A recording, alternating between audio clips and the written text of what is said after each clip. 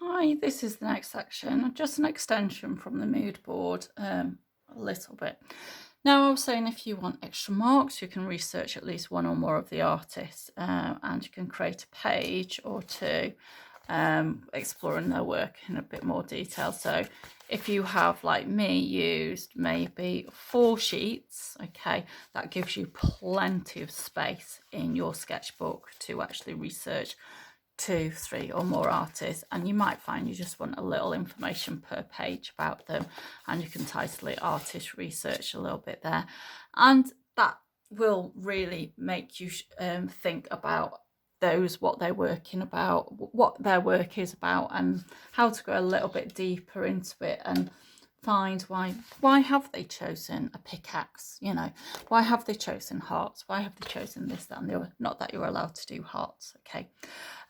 So that might mean you need a bit of a writing structure. There is one I am going to make up for you, hopefully in this week, but just popping out there, and what I will upload, and I use it for exam art analysis, and there'll be a series of questions that you probably cannot actually see here, but it'll be asking you maybe to find a quote that's not really important about their work, but it's finding out a bit about their background. So you're doing a little bit of research, and we can use this to sort of help us with, and we can get all the information in there and then just handwrite it into the sketchbook or cut and paste it into our PowerPoint presentation. Who is the artist that you've chosen? That's really important to know their name. Okay, maybe that should be actually beforehand. So where did they train? When were they born? When did they die? They might be still alive. Things like that are really, really important. And if they're part of an art movement, that's really important too. There might be an impressionist, there might be a pop artist. That can also have meaning to why they're doing their work. So you might find bits of information like that, but it needs to be in your own words.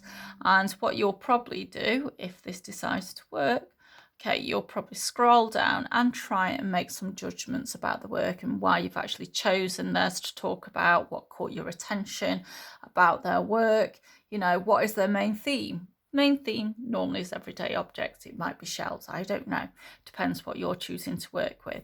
How does it link to the project? Well, because you're going to be making stupidly sized cardboard objects, which of the real objects, so say like a toothbrush is that big, you're going to make it 4 foot tall. Okay, so that's why it links to maybe Klaus Oldenburg, because he used to make giant sized objects of like ordinary everyday things, and then you can talk about materials and stuff. So that is your way of getting a few extra marks for yourself in your book.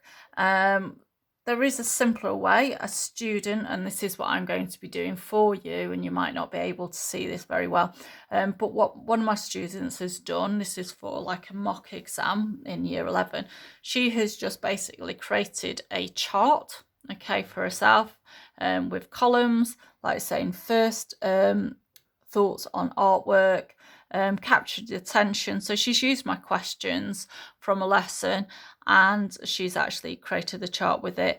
Main sort of themes in the artist's work, how does it link to the project, strongest visual elements, different things like that. And she's done that on 2 different sheets. And the reason she's done it like this is because she has chosen 3 different artists to talk about. So it means that she's got it all in front of her, and then she can translate that into more of an essay format afterwards. Okay, but that's made it easier for her. So she can talk about the organisation of the work, she can talk about what interests her about it, she can say whether it's abstract, whether it's realistic or not, all these different things she can say very quickly like that. So that can be a very useful tip for yourself that you could apply. Okay, so that could be very useful for you for making or giving yourself or gaining those extra marks. Okay.